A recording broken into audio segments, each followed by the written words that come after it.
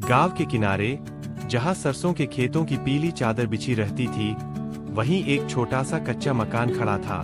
यह घर आरव और उसकी छोटी बहन अनवी का था। माँ बाप का साया उन दोनों के सिर से बहुत जल्दी उठ गया था। आरव तब सिर्फ 12 साल का था और अनवी 8 की। घर में बची थी सिर्फ दादी, सफेद बाल, झुर्रियों से भरा चेहरा और आंखों में अनगिनत कहानियां। वह अपने कमजोर हाथों से बच्चों को संभालने की कोशिश करती, लेकिन गरीबी का बोझ उनके कंधों पर पहाड़ की तरह था। गर्मी के दिनों में, जब बाकी बच्चे स्कूल के बाद आम के पेड़ पर चढ़कर फल तोड़ते, तब आरव खेतों में मजदूरी करने जाता। उसके लिए बचपन खेल कूद में नहीं, बल्कि अपनी बहन के लिए रोटी जुटाने में बीत रहा था। रक्षाबंधन का पहला त्योहार, जो दोनों को अनाथ होने के बाद आया, बेहद साधारण था। न तो मिठाई, न नया कपड़ा, न रंगीन राखी। अनवी ने चुपके से अपनी पुरानी फ्रॉक का एक टुकड़ा काटा, उस पर लाल धागा सिया और उसे राखी का रूप दे दिया। दोपहर में वह धीरे धीरे आरव के पास आई। भैया। उसकी आवाज में डर भी था और अपनापन भी। क्या हुआ अनवी? आज राखी है, सब बहनें अपने भाइयों को बांध रही है। मैंने भी बनाई है। आरव ने देखा, उसके छोटे हाथ में टेढ़ी मेढ़ी सी एक कपड़े की राखी थी। रंग कुछ उड़ा हुआ था, धागे बिखरे हुए, लेकिन उसमें बहन का पूरा दिल था। अनवी ने कांपते हाथों से राखी बांधी और फुसफुसाई, तू हमेशा मेरे साथ रहेगा न? आरव ने उसकी आंखों में देखते हुए कहा, जब तक मैं जिंदा हूँ, तुझे कोई छू भी नहीं सकता। उस दिन दादी ने घर के कोने में रखी पुरानी चीनी की डिब्बी से 2 टुकड़े गुड़ निकाले। वही उनकी मिठाई थी, वही उनका जश्न। उस रात, जब दोनों पुराने कपड़ों की ओट में खाट पर लेटे, तो अनवी ने धीरे से पूछा, भैया, तू बड़ा होकर क्या बनेगा? आरव हंस पड़ा, बड़ा होकर? मैं तो बड़ा हो गया, अब बस तेरा रखवाला बनना है। खिड़की से आती चांदनी में उनकी आंखों में एक मासूम चमक थी, वह चमक जो सिर्फ एक बहन की रक्षा के वादे में होती है। अगले कुछ साल जैसे पंख लगाकर उड़ गए। गांव में गरीबी तो पहले भी थी, लेकिन अब जिम्मेदारियां और भी बढ़ गई थीं। दादी बूढ़ी हो रही थीं, उनका शरीर अब खेत का काम सह नहीं पाता था। ऐसे में सिर्फ 15 साल का आरव घर का एकमात्र सहारा बन गया। सुबह सूरज निकलने से पहले ही वह उठ जाता। कभी बैलों को लेकर खेत की जुताई करता, कभी पास के गांव में ईंट भट्ठे पर मजदूरी। मिट्टी, धूल और पसीने में लचपत होकर भी जब शाम को घर लौटता, तो उसकी आंखें बस अनवी को देखने के लिए चमक उठतीं। अनवी अब 11 साल की हो चुकी थी, स्कूल जाती थी।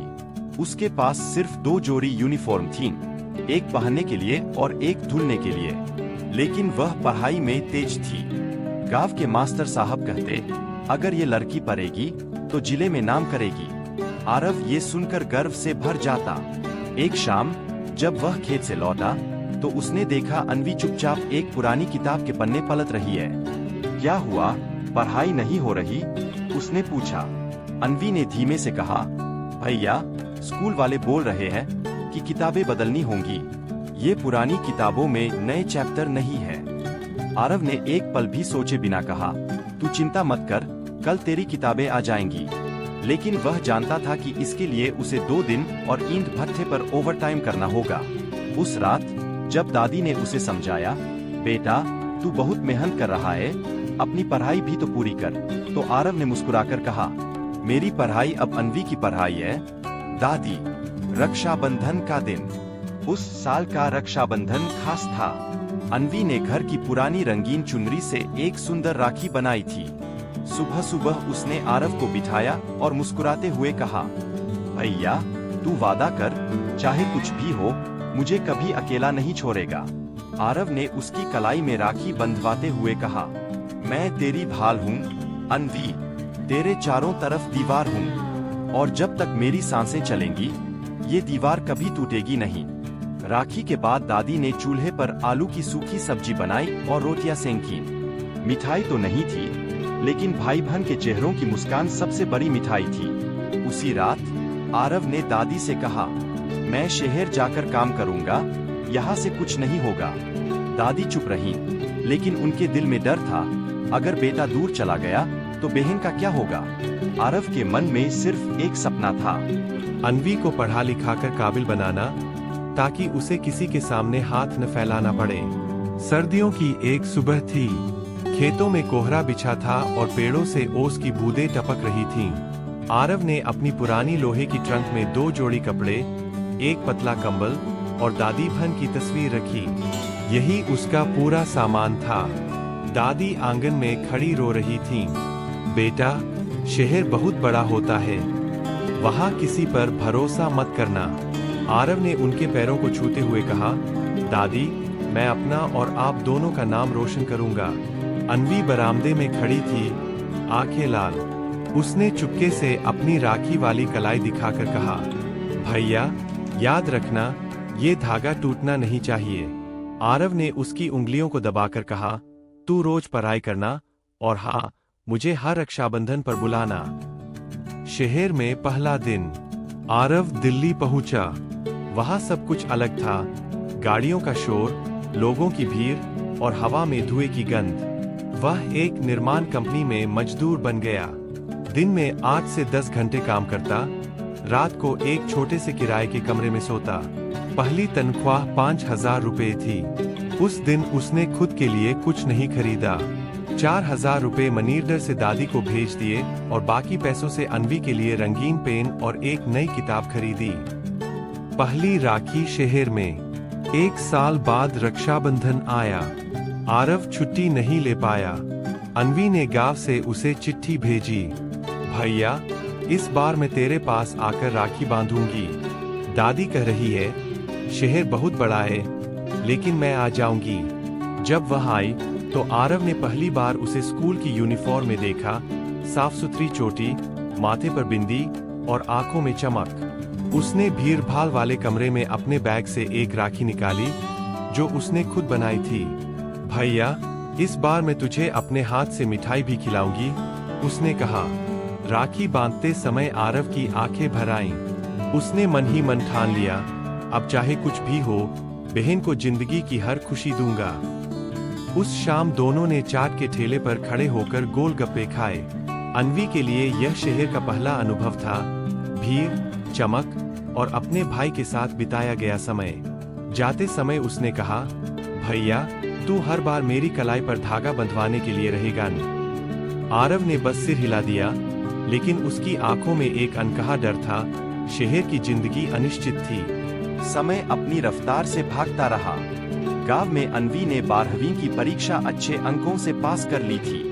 अब वह कॉलेज में पढ़ रही थी और पूरे गांव में उसकी मेहनत और शिष्टाचार की मिसाल दी जाती थी।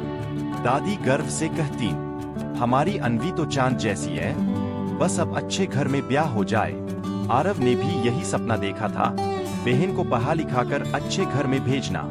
लेकिन अच्छे घर में शादी के लिए दहेज की दीवार सामने खड़ी थी।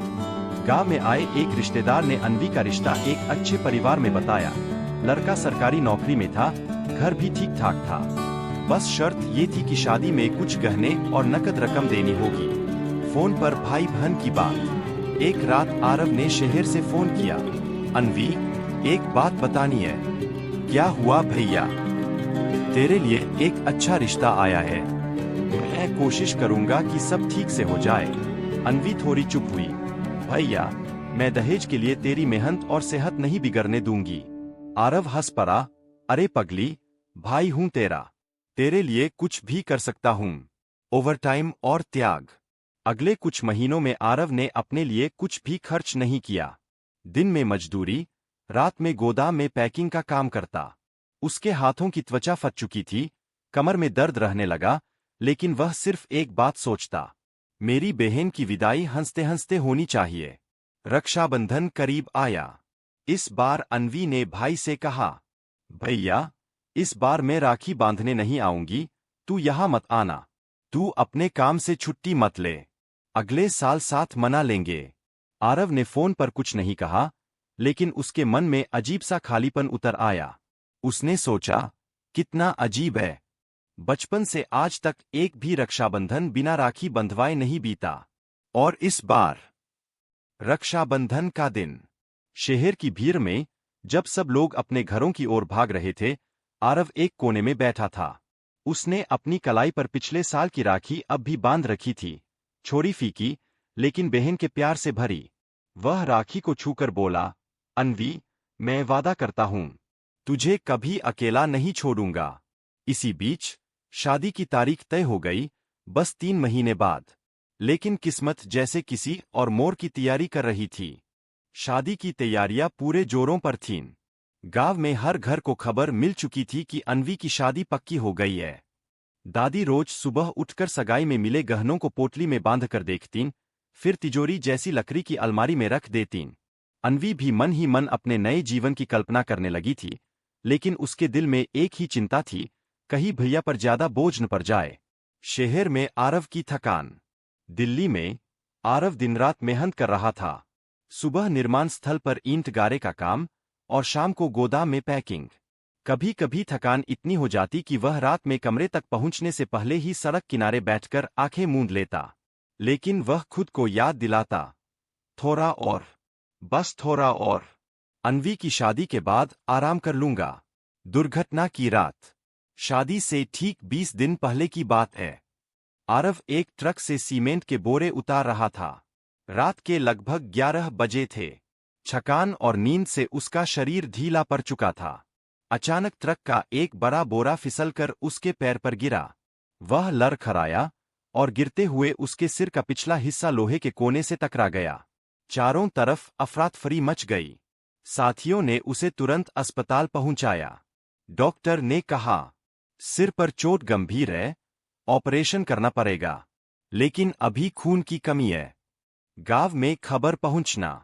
सुबह सुबह दादी के पास फोन आया।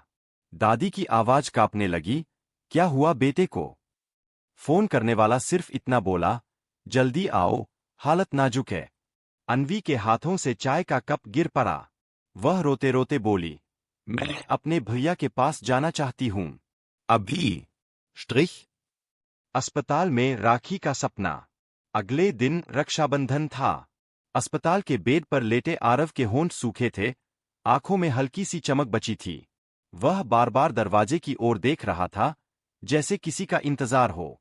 अंदर नर्स आई और बोली, तुम्हारी बहन आ रही है, लेकिन ट्रेनों में भीड़ है, थोड़ा समय लगेगा।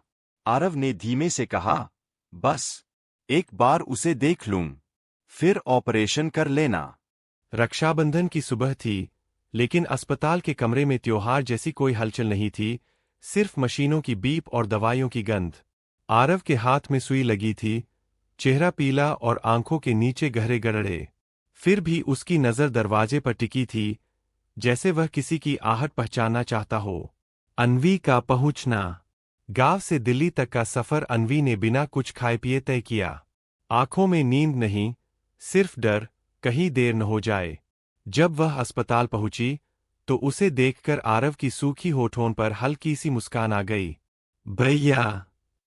बस इतना सुनकर आरव ने हाथ बढ़ा दिया। आज मेरी कलाई खाली नहीं रहनी चाहिए।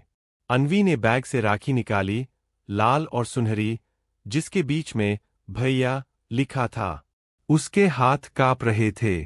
भैया, तू जल्दी ठीक हो जा, ये राखी हर साल बंधनी चाहिए।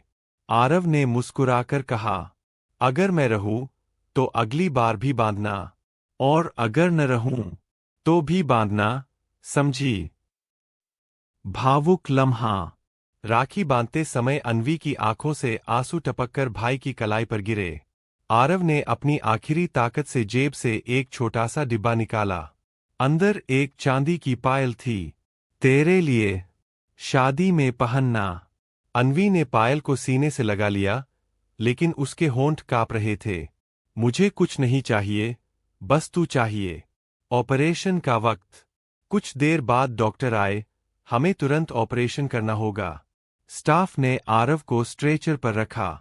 जाते जाते उसने सिर घुमाकर बहन की ओर देखा और होठों से कहा, मुस्कुराती अंतिम संस्कार के बाद गांव का माहौल कई दिनों तक बोझिल रहा।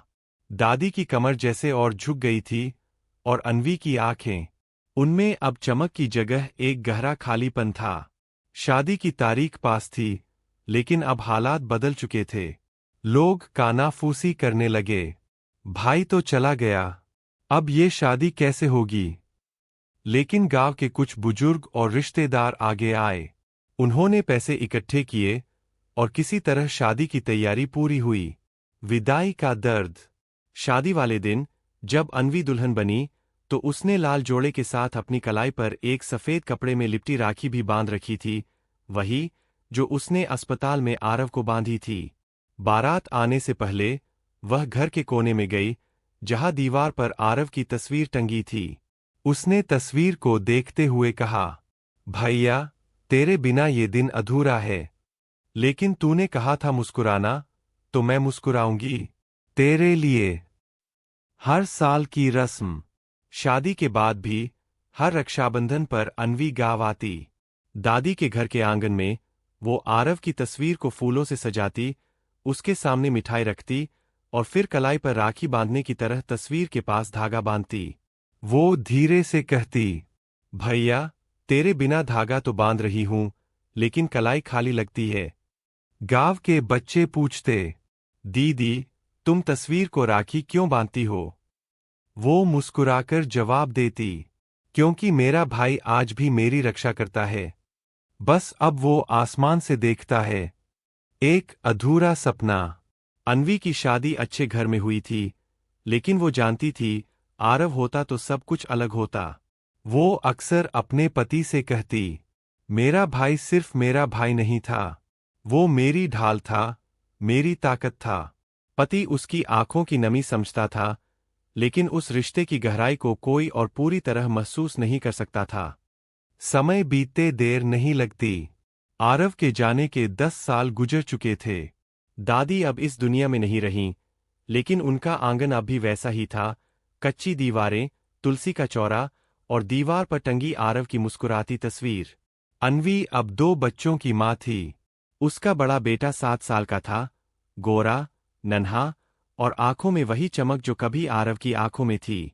उसने बेटे का नाम रखा था आरव। रक्षाबंधन का दिन, एक नई शुरुआत। उस साल रक्षाबंधन पर अन्वी सुबह सुबह अपने मायके आई।